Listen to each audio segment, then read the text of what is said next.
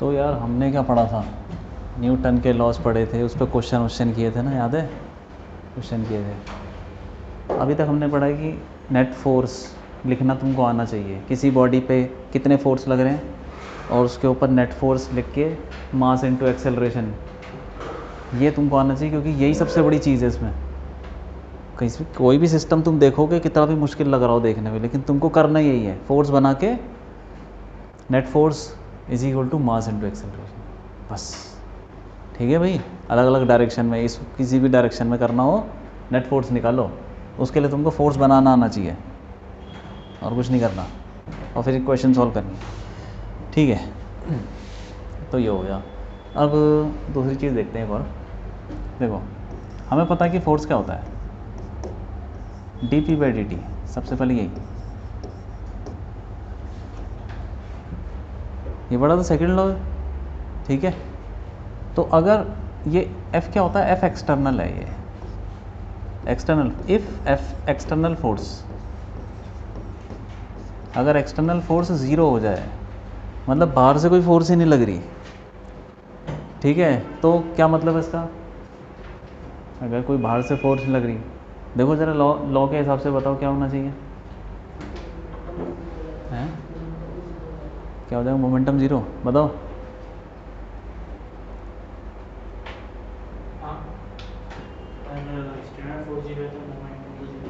बताओ, तुम बताओ, क्या होना चाहिए? 0? क्या होना चाहिए, क्या होना चाहिए यार? तुमको ये नहीं पता क्या यार? कैसी बातें करते हो तुम?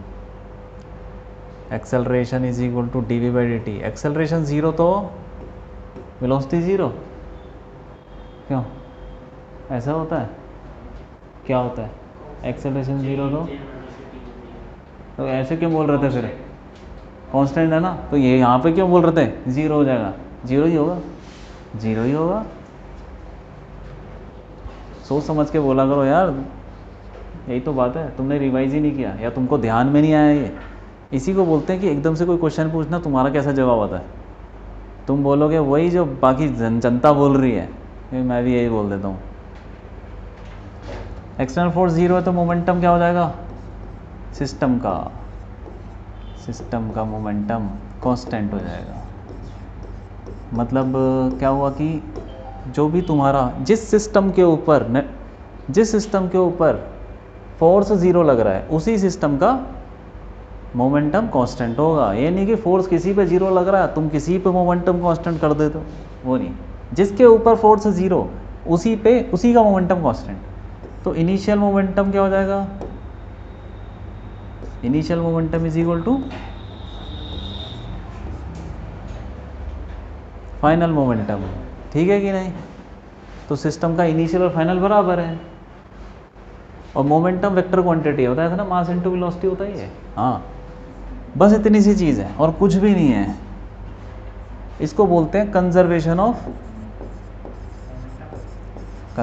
मोमेंटम।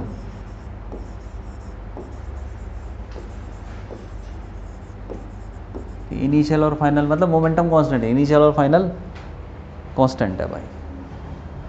इनिशियल क्या, जो भी है पूरे रास्ते ही कांस्टेंट है। फोर्स ही 0 लग रहा है पूरे रास्ते में, तो फिर उसका मोमेंटम पूरे रास्ते ही कांस्टेंट हो जाएगा, ठीक है। तो देखो जरा, मान लो कि ये एक बॉडी है, ठीक है, हाँ, इसका मास मान लो कुछ m1, और एक ये चल रही है u1, इसकी वेलोसिटी कुछ है, ऐसे जा रही है। एक और बॉडी यहाँ रखी हुई है m2, वो u2 से चल रही है, मतलब 2 गाड़ियाँ चल रही हैं, ठीक है। ये पीछे वाली तेज़ चल रही है तो टक्कर मार देगी उसको, टक्कर मार देगी तो ऐसा हो जाएगा, ये टक्कर लग गई, ठीक है कि नहीं। उसके बाद अब ऐसा मान लो कि दोनों चिपक गए,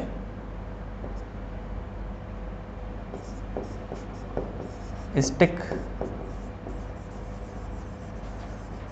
कभी कभी ऐसा हो जाता है, जैसे कि मान लो एक लकड़ी का डब्बा रखा हुआ है, उसके अंदर तुम गोली चला दो तो गोली उसके अंदर जाके फंस जाती है, तो वैसे ही एक गाड़ी गई उसके साथ जाके चिपक गई।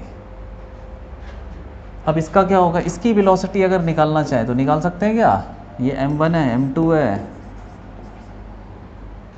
क्यों निकाल सकते हैं? किसकी पहले वाली की? ये तो दे रखा है, M1 U1 की। ये दोनों चिपक गए तो यार दोनों की वेलोसिटी क्या होगी? अलग होगी। हाँ मतलब जो चिपका है तो ये बताओ इन दोनों की वेलोसिटी सेम होगी कि अलग?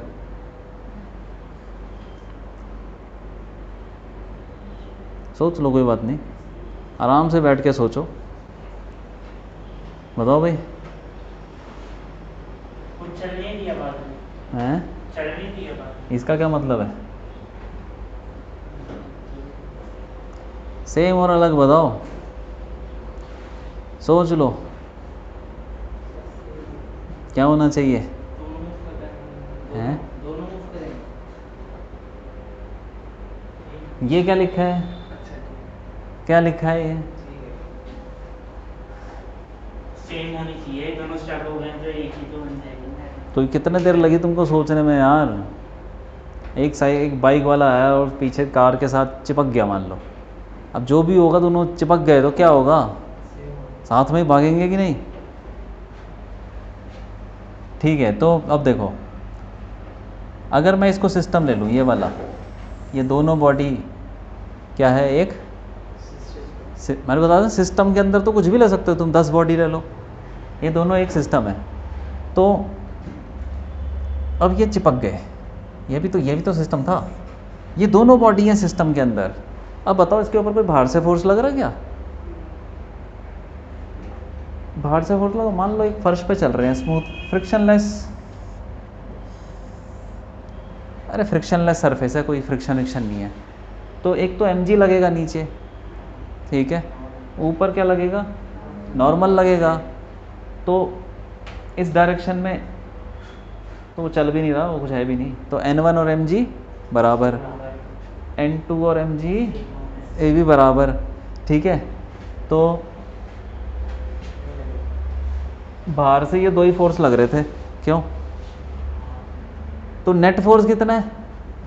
क्योंकि n1 जो जितना रिएक्शन है उतना mg है, वो कट गया, जितना यहाँ रिएक्शन होगा वो mg के बराबर होगा, तो नेट फोर्स इज 0 है, तो नेट फोर्स 0, सिस्टम के ऊपर net force 0, F external is 0, तो मोमेंटम क्या होगा?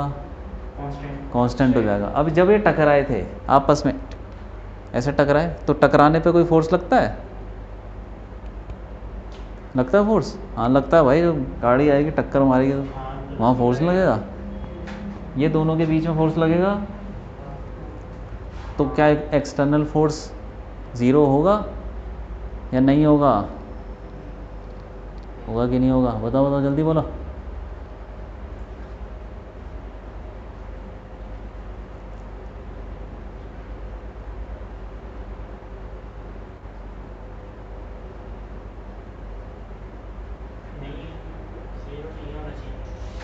अरे ये बताओ तुम, क्यों क्यों?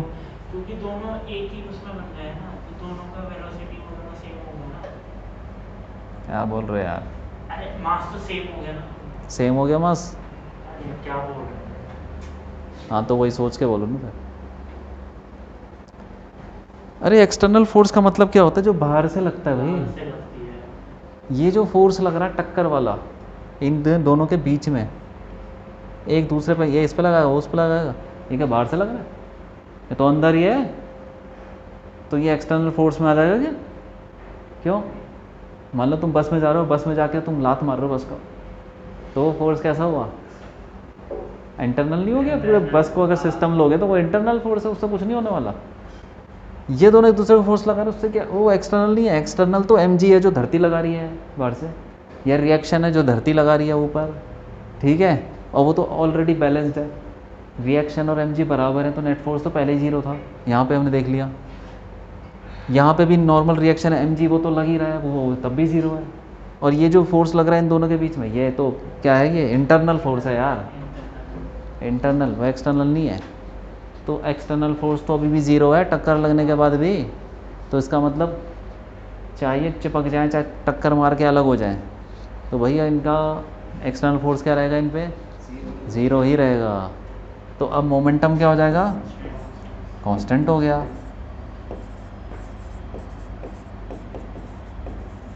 ठीक है, तो इनिशियल मोमेंटम क्या था, जो भी था टक्कर लगने से पहले और बाद में। मान लो यहाँ पे कहीं टक्कर लगी होगी, टक्कर लगने से पहले ऐसे था और उसके बाद ऐसे था।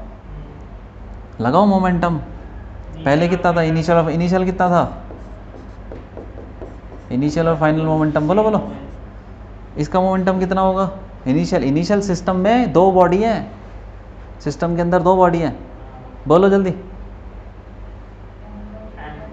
हाँ बोलो जय, वो तुम बताओ। m1u1, ये सिस्टम का इनिशियल मोमेंटम। सिस्टम के अंदर दो बॉडी है, तो इनिशियल मोमेंटम में तुम दोनों बॉडी का लिखोगे, ये हो गया। ठीक है, और फाइनल में, फाइनल एरा, अब दोनों की वेलोसिटी सेम होगी क्योंकि चिपक गए। तो m1v प्लस m2v निकल गया v। ठीक है, तो अब v हो जाएगा तुम्हारा m1u1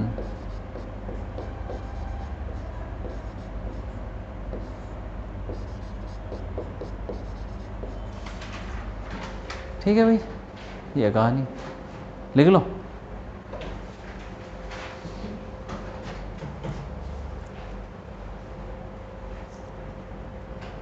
इसका रिवर्स भी हो सकता है। मान लो एक बॉडी ऐसी थी, किसी मास की, वो चल रही थी, यहाँ पे क्या हुआ, दो टुकड़े चलते हुए टकरा गए और एक बॉडी बन गए। इसका रिवर्स भी हो सकता है कि एक बॉडी चल रही थी और उसके दो टुकड़े हो गए। हो जाता है कभी कभी ऐसा, कोई पटाखा फूट गया, दो टुकड़े हो गए, 10 टुकड़े हो गए। इसका रिवर्स भी वैसे ही है, फॉर्मूला वही सेम, मतलब मोमेंटम लगाना तुमको, और कुछ नहीं है, फॉर्मूला लगाना आना चाहिए। मान लो एक बॉडी है मास m, ये चल रही थी कुछ स्पीड से u, ठीक है, एक्सटर्नल फोर्स जीरो ही ले लो, वही सब कैंसिल हो रहा है, फ्रिक्शन कुछ नहीं है। तो ये क्या हुआ, थोड़ी देर बाद यहाँ पे उसका धमाका हो गया, धमाका हो गया।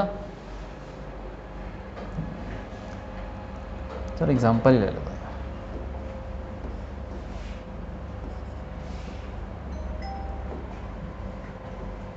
धमाका, मान लो 10 किलो की बॉडी है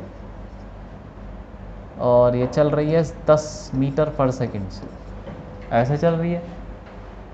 ठीक है, इसका धमाका हो गया तो फिर ये दो टुकड़े हो गए इसके, 2 kg, ठीक है,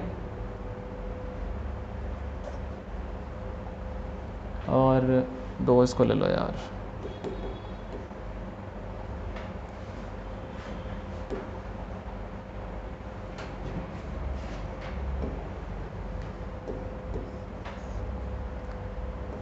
एट kg, 2 kg है। ठीक है, यहाँ पे कहीं धमाका हो गया होगा, यहाँ पे ब्लास्ट हुआ, उसके बाद ये सिचुएशन आ गई कि इसकी वेलोसिटी तुमको दे रखी है, वो इधर भागने लगा। ऐसा भी हो जाता है कभी धमा, तुमको देख के क्या समझ में आ रहा है बताओ। कोई गाड़ी है वो यहाँ पे गई, उससे टकरा के वापस, टकरा के नहीं, धमाका हो गया इसमें, इसके दो टुकड़े हो गए। हाँ, एक बॉडी चल रही थी, तो बम फट गया, ब्लास्ट हो गया उसके, तो दो, जैसे पटाखा फूटता है तो उसके टुकड़े नहीं हो जाते हैं, उसके तो हज़ारों टुकड़े होते हैं, लेकिन तुम समझ लो 2 टुकड़े हुए हैं। और कुछ भी है, बहुत सारी चीज़ें होती हैं। ठीक है, चलो मान लो 2 टुकड़े हो गए, तो एक टुकड़ा इधर को गया 4 मीटर पर सेकंड से, वापस आ गया, वापस आ रहा वो। दूसरे वाले की वेलोसिटी हमको निकालनी है, निकाल सकते हो, निकल जाएगा। क्यों, क्या करोगे बताओ भाई, शौर्य बताओ क्या करोगे, बस इतना बता दो क्या करोगे।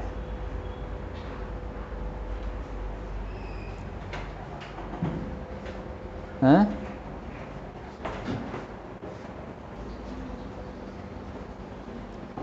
मोमेंटम लगाना है इसमें।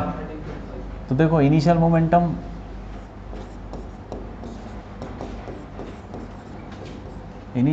कितना है 100 इंटू 10 इंटू 10, ये हो गया initial, is equal to final में इन दोनों का लिखना है, सिस्टम के अंदर ये दोनों हैं, तो ये हो जाएगा इसकी वेलोसिटी पीछे की तरफ है, तो पीछे अगर तुम आगे पॉजिटिव ले दो तो पीछे नेगेटिव लोगे, तो 2 इंटू -4 प्लस 8 इंटू वी। अब वी पता नहीं कहाँ होगा, अगर वी भी नेगेटिव आ जाएगा समझ लेना ये पीछे की भी पीछे जा रहा हो, क्या जो भी है 100 -8, तो वी आ गया तुम्हारा कितना हो गया 108/8। हाँ जो भी आ रहा है, तो इससे भाग जाएगा वो, ठीक है। ये मोमेंटम लगा लोगे मोमेंटम, हाँ। तो देखो मान लो कि ऐसा कुछ है,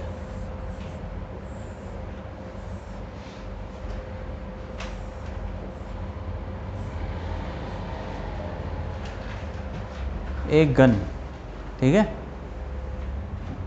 उसके अंदर से बुलेट निकली, मतलब गन ऐसे थी शुरू में, इसके अंदर बुलेट थी, ये गन रुकी हुई थी बिल्कुल नॉर्मल पड़ी हुई है, ठीक है, और उसके बाद गोली चली,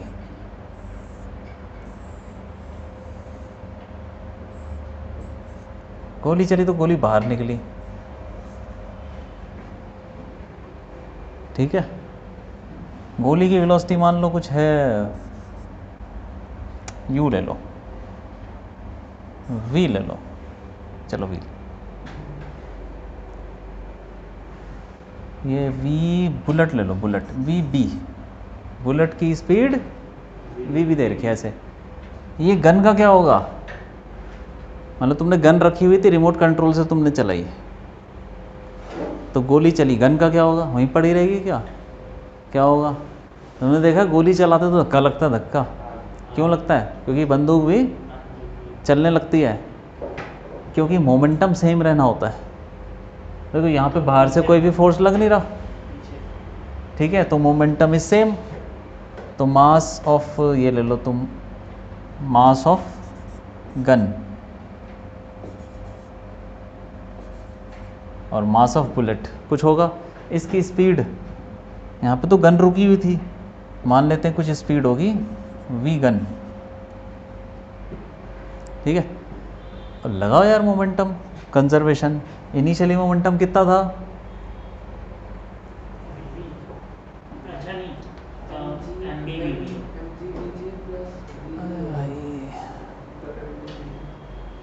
क्या होता है, MBVB इक्वल टू MGVG। बताओ इनिशियली कितना था मोमेंटम,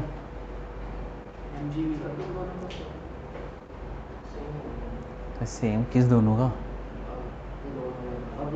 चलने के बाद ना, मैं कह रहा हूँ चलने से पहले कितना था मोमेंटम,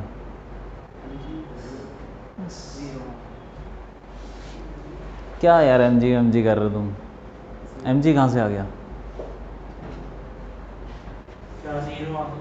अरे यार यहाँ पे इनिशियल कहाँ पर है,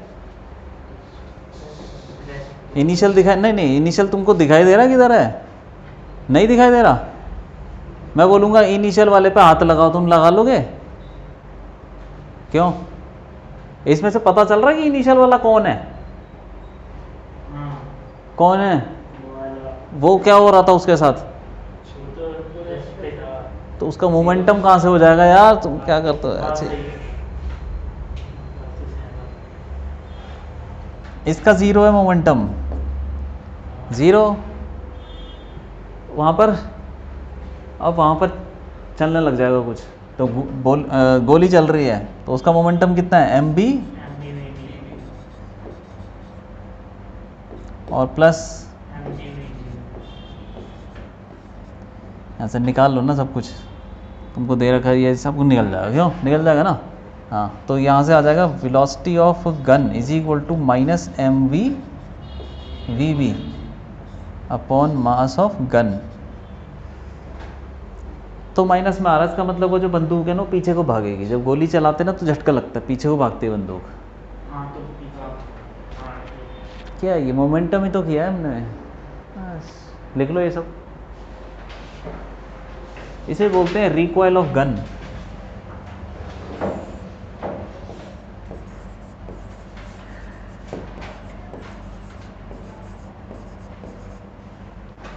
है ये वो सब मोमेंटम बराबर कर दो दोनों का।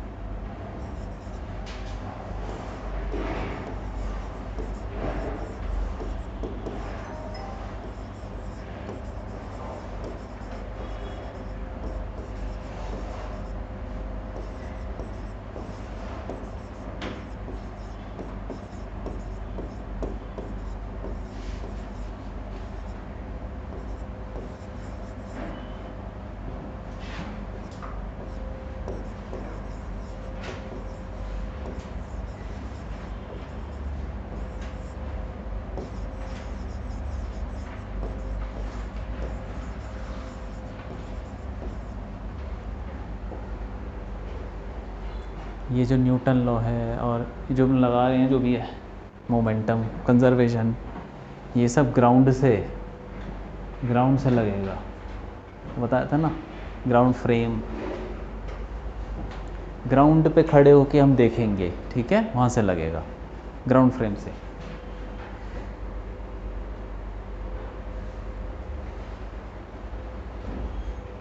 मतलब तुम अगर किसी गाड़ी में जा रहे हो और उस गाड़ी के ऊपर कोई एक्सेलरेशन है, तब तुम मोमेंटम कंजर्वेशन नहीं लगा सकते, क्योंकि तुम्हें लगाना पड़ेगा। तो कहाँ से लगाना पड़ेगा, ग्राउंड फ्रेम। तो क्योंकि हम मानते हैं कि ग्राउंड एक रुकी हुई चीज़ है, ठीक है।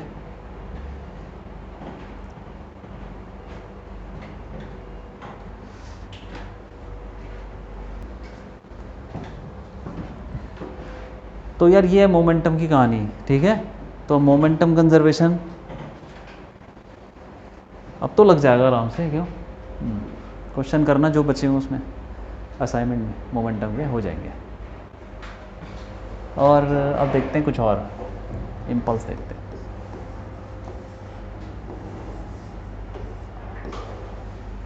इम्पल्स का मतलब क्या हुआ, इम्पल्स मतलब चेंज इन मोमेंटम, ठीक है। मोमेंटम चेंज होता है तो उसी को बोल देते हैं इम्पल्स।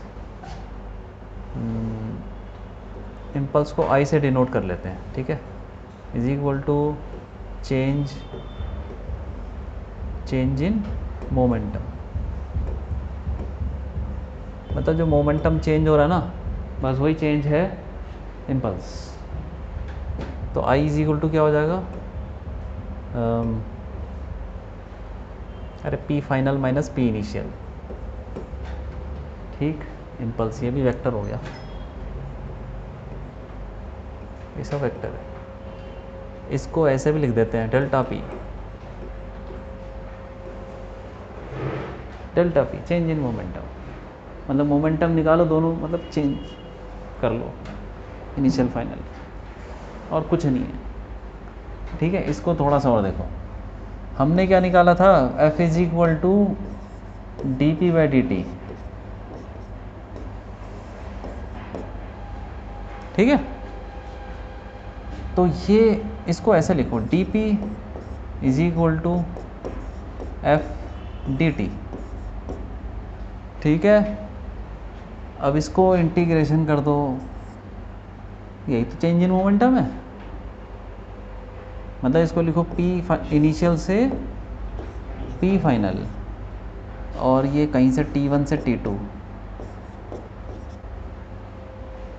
इंटीग्रेशन अगर समझ में नहीं आ रहा तो कोई बात नहीं, इसकी ज़रूरत भी नहीं है, लेकिन ऐसे लिखते हैं, ठीक है। जब भी इंटीग्रेशन करते हैं तो कहीं से कहीं तक जोड़ते हैं।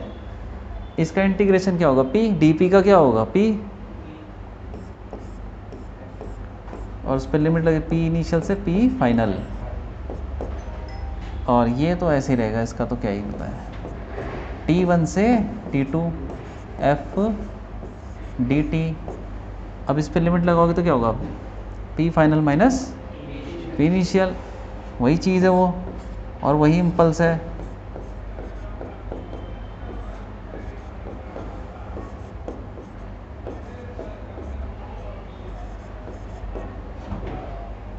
यही इम्पल्स है। तो इम्पल्स कुल मिला के कुछ नहीं है, चेंज इन मोमेंटम है। T1 क्या हो गया,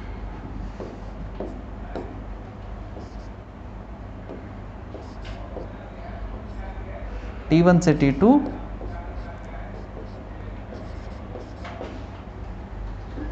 FDT, ठीक है। इसको शॉर्ट में ऐसे भी लिख सकते हैं, एवरेज इम्पल्स।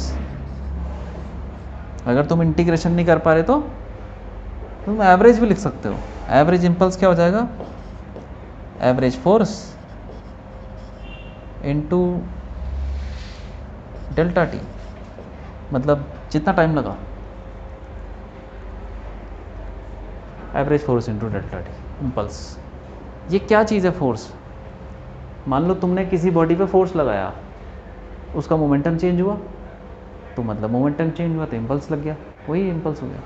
तो फोर्स लगाया, कितनी देर के लिए लगाया, वो है ये, कितनी देर के लिए फोर्स लगाया। जैसे तुमने गाड़ी को धक्का मारा तो कितनी देर के लिए मारा, 2 सेकंड 5 सेकंड, जो भी टाइम था वो है। और कितना फोर्स लगाया तुमने, तो उस हिसाब से तुम्हारा वो मोमेंटम चेंज हो जाएगा, और उसी को इम्पल्स बोलते हैं, फोर्स इनटू टाइम, ठीक है। किसी बॉडी पे फोर्स लगाया, कितनी टाइम के लिए लगाया, उनका मल्टीप्लिकेशन इम्पल्स दे देता है। और अगर ये सब नहीं दे रखा, फोर्स वगैरह नहीं दे रखा, तो ये सीधा मोमेंटम अगर तुम्हें पता है तो सीधा चेंज इन मोमेंटम निकालो, कुछ नहीं है, ठीक। हाँ, अब देखो इसका फ़ायदा क्या है। फ़ायदा मतलब इसको हम कैसे यूज़ करते हैं। जैसे दीवार पे कील ठोकनी है, दीवार पे कील ठोकनी है, तो तुमको उसके लिए फोर्स लगाना पड़ेगा। क्यों? तो तुम क्या ऐसे करके दबा देते हो क्या, यूँ करके हाथ से? और अगर मान लो कि कोई बहुत तगड़ा बंदा है, वो भी हाथ से दबा देगा क्या कील को? लेकिन पतला छोड़ एक बच्चा सा है कोई, वो क्या कील को अंदर डाल सकता है इसके दीवार के? डाल सकता है, हथौड़ा मार दे। क्यों?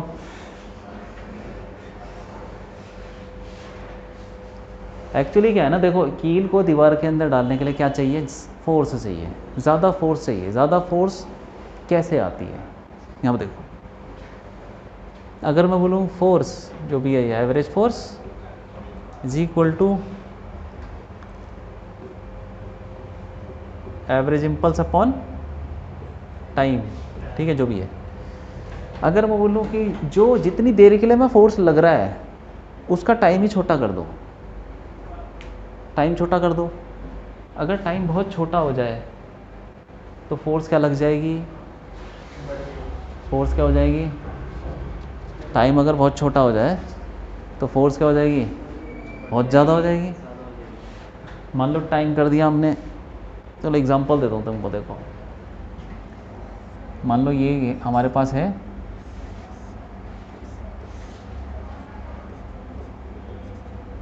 कील है, ठीक है कि नहीं? हाँ, और इसको हमको ऐसे अंदर डालना है, इतना अंदर डालना है, ठीक है।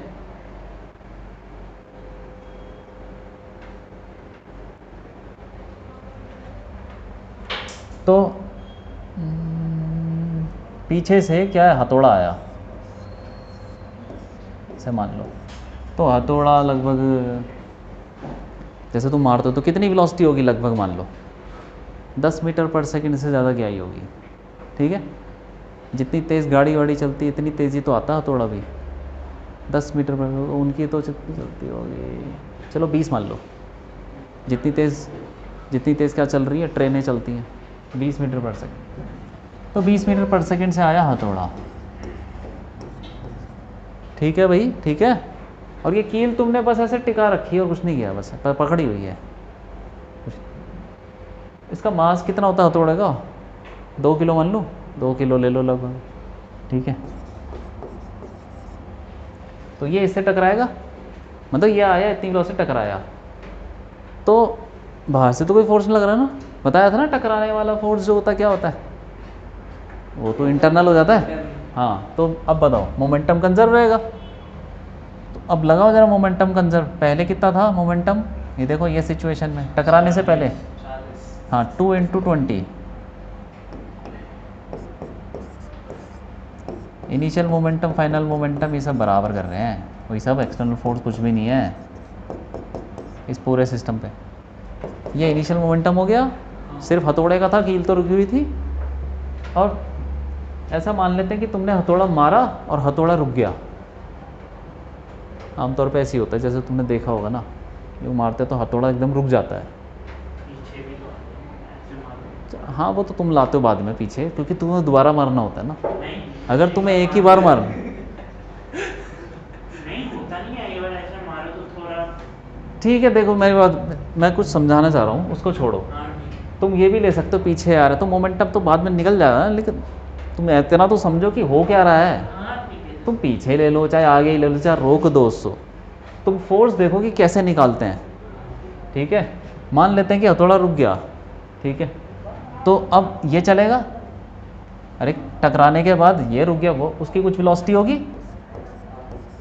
उस वेलोसिटी से वो अंदर घुसना चालू करेगा, वो वेलोसिटी निकालते हैं। तो फिर ये हथौड़ा तो रुक गया टकराने के बाद, उसका मोमेंटम ज़ीरो।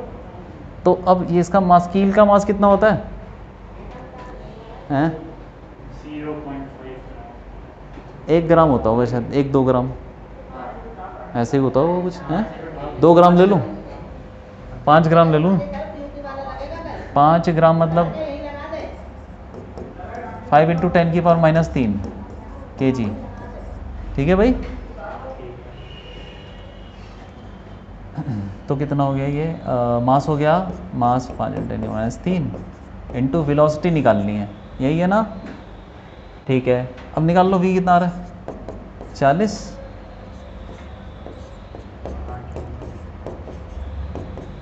ये हो गया 8,000। अरे 8,000 तो बहुत ज़्यादा हो गई, चलो कोई बात नहीं, 8,000 मीटर पर सेकेंड।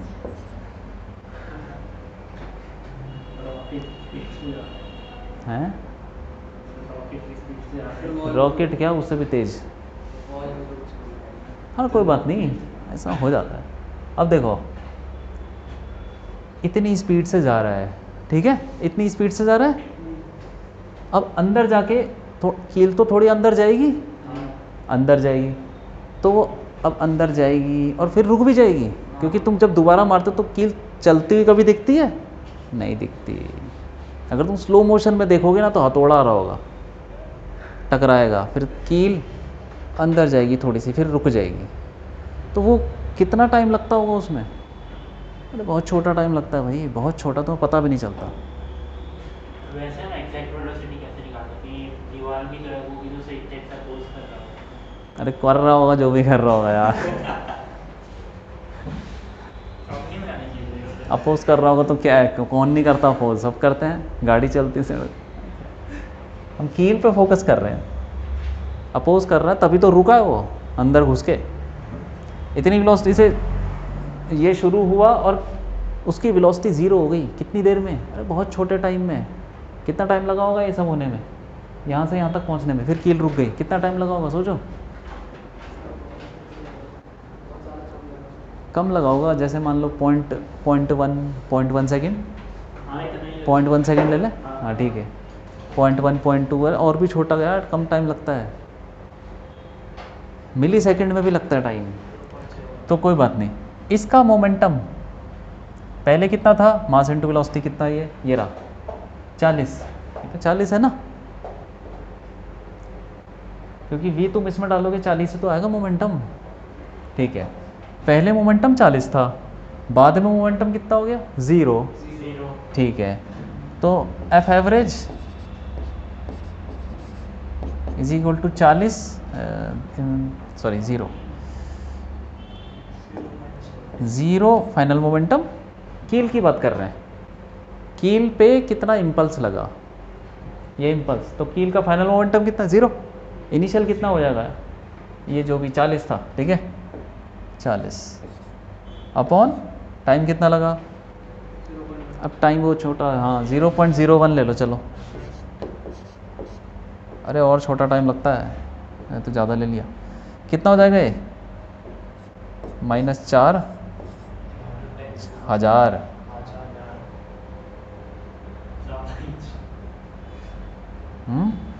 -4,000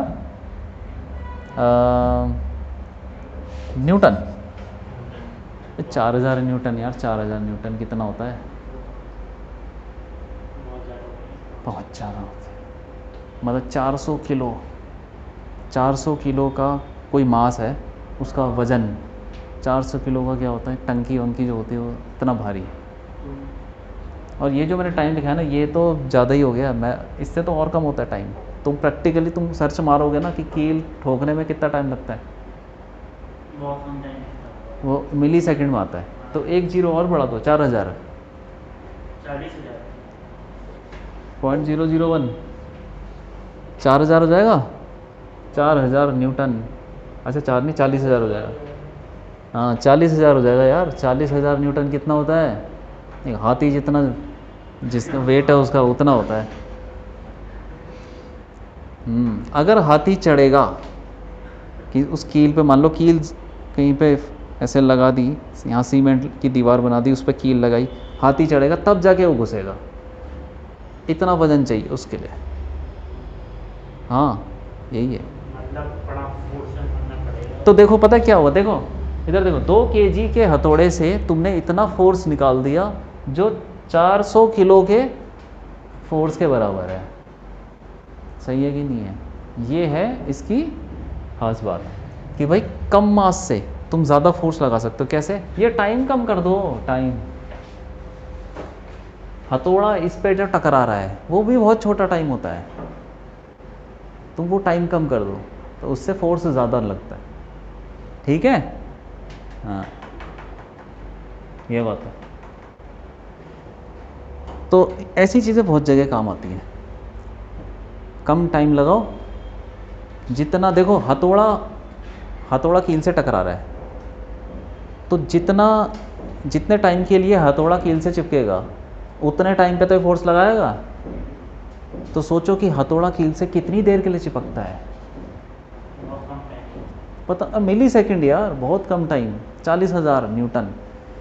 तुम उसको मेजर भी नहीं कर पाओगे। घड़ी शुरू करोगे पता भी नहीं चलेगा।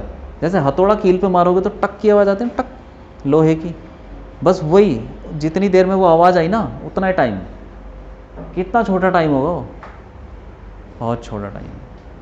तो उतने में ही फोर्स लग जाता है हज़ारों न्यूटन का। ठीक है? हाँ तो इम्पल्स, वैसे तो इक्वेशन हमने देख ली, लेकिन उसकी ये देखो तुम सिग्निफिकेंस क्या है प्रैक्टिकल से। कम टाइम में ज़्यादा फोर्स। अब देखो एक एग्जांपल क्या है, जैसे मान लो बॉल आ रही है, मैं पकड़ रहा हूँ, अगर मैंने हाथ को ऐसे ही रखा और बॉल आई और मैंने इसे पकड़ लिया तो मेरे हाथ में बहुत दर्द होगा। क्यों? क्योंकि मैंने बॉल को जो बहुत ही कम टाइम में रोक दिया। कम टाइम में रोकेगा तो ज़्यादा फोर्स लगेगा, मेरे हाथ में ज़्यादा फोर्स लग जाएगा। और मैं ऐसे रोकूंगा, अगर ऐसे, यहाँ से बॉल आएगी, यहाँ से बॉल हाथ में घुसी, चिपकी, लेकिन मैंने उसको रुकने नहीं दिया एकदम से, मैंने थोड़ा टाइम लिया, ऐसे करके मैंने बोला टाइम है, तो मेरे हाथ में ज़्यादा फोर्स नहीं लगेगा। टाइम ज़्यादा ले लिया मैंने, 1 सेकंड का ले लिया, मिली सेकंड की जगह 1 सेकंड का ले लो। तो समझ में आ रहा है? टाइम ज़्यादा कर दोगे फोर्स कम हो जाएगा। मोमेंटम जो चेंज हो रहा है उसको तुम जल्दी चेंज करोगे, ज़्यादा फोर्स लगेगा, और धीरे धीरे चेंज करोगे तो कम फोर्स लगेगा। कि विकेट कीपर होता है ना, वो भी जब बॉल आती है तो यूँ कर लेता है, करता है ना, उसके हाथ में नहीं तो ये कितनी बॉल पकड़ता है वो, उसके तो हाथ में दर्द हो जाएगा ऐसे। इसीलिए वो क्या करते हैं, टाइम बढ़ा देते हैं। ये ठीक है भाई, ये बात है, तो याद रखना इसको। चलो लिख लो, लिख लो।